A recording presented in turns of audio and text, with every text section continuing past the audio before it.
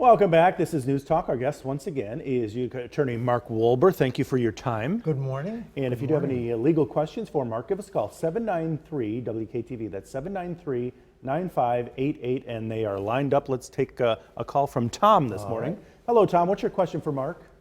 Well, how can the hospital use eminent domain for a private enterprise for a parking garage? That seems to be a little unusual, is it not? Yes, that's an interesting question, and I know exactly what he's talking about. The proposed downtown hospital is part of their plan is to put a parking garage in. And there's the parking garage and then the hospital. The hospital is owned by the Mohawk Valley Health Systems, which is a private entity. It is not a government entity. The parking garage will be owned by the government, I believe. Traditionally, eminent domain has only been used to take private property from a private owner against their wishes to use the property for municipal purposes. So you would take the private property to use it for, say, a road, a courthouse, a school, something that is owned by a government entity, and it is subject to elected officials who oversee this operation, and they are made subject to election. So that if the voters don't like what they're doing, the voters can take them out. What's proposed now is to use eminent domain to take property from private owners and give it to the Mohawk Valley Health System, which is a private entity. This is very unusual, and it is not what usually happens. There is a U.S. Supreme Court case that under the United States Constitution, the U.S. Supreme Court said that it does not violate the due process clause for municipality to take property and give it to a private developer. It's called the Kelo case. However, there's two things that are important. One is that is not necessarily the law in New York State. New York State also has a constitution. And the New York State Court of Appeals, which is the highest court in New York, is free to rule that under the New York Constitution, eminent domain cannot be used to take private property for a private purpose.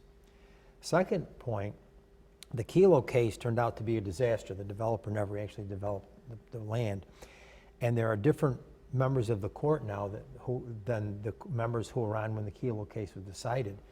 And it is thought by many legal scholars that if the same case came back to the U.S. Supreme Court, they would rule differently, and they would say that it does violate the due process clause to take private property from an individual under eminent domain for another private purpose. And if you think about it, they say, what's the public good? And if you had say you had a restaurant that employed 20 people, and Walmart said, we're going to build a store there and we're going to employ 80 people, then they could say, well, we're going to take the restaurant so we can put a Walmart in.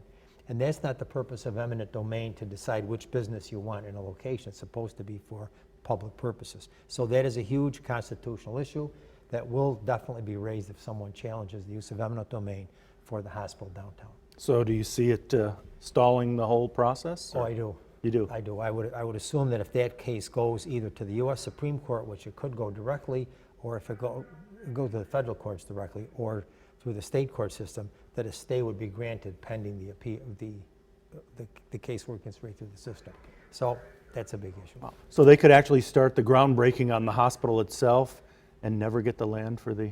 Well, if they don't have all the land and they can't start the process, then in order to get the land, they have to use eminent domain. Someone could challenge the use of eminent domain for taking private property for public purpose. And they could challenge that in the courts and may or may not be successful. Hello, Paul. What's your question for Mark this morning? Hi, good morning. Good morning. I have an uncle that's dying, and we have family causing issues and whatnot. My girlfriend's power of attorney and healthcare proxy, and we just found out this morning that the two girls are from California, one's here, one's gone. She changed the emergency contact by herself without asking. Can she do that legally because she's 3,000 miles away and my girlfriend's only a block away? Well, you got a couple things. I think you said your uncle died. Mm-hmm. So once someone has died, a power of attorney is void.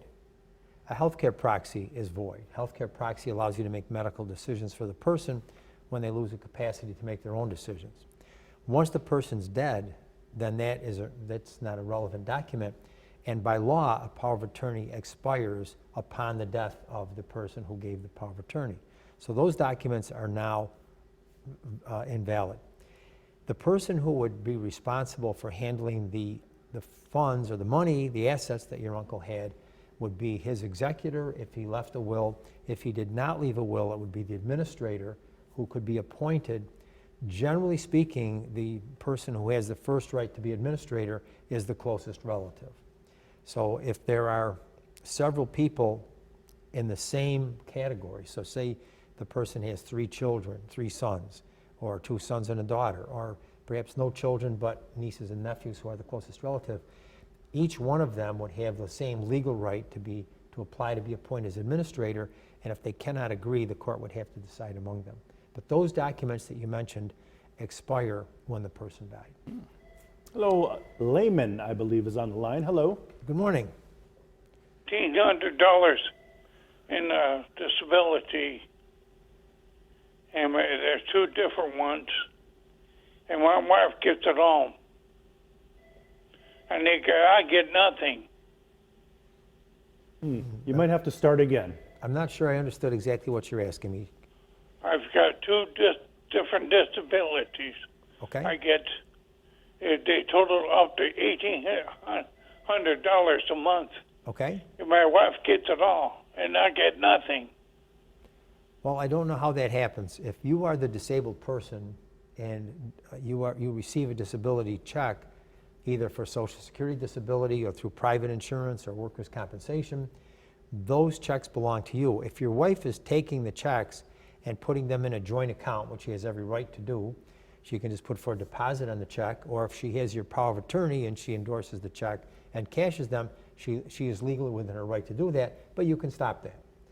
You can close out the joint account so that she can't do that anymore, and if she has your power of attorney, you can revoke the power of attorney at any time. So that those checks should belong to you, and you may want to notify the insurance carrier or the Social Security Administration to put them in a different location. If they're direct deposit, it's a joint account, then your wife has a legal right to take them, but you can change that so you could have it directly deposited into only your account so your wife would not have access to it. Sounds like he might need to talk to an attorney. You may. Sounds like there's not marital bliss in that family. And stay with us for next half hour, will do if that. you will. All right. And you stay with us. We have another story.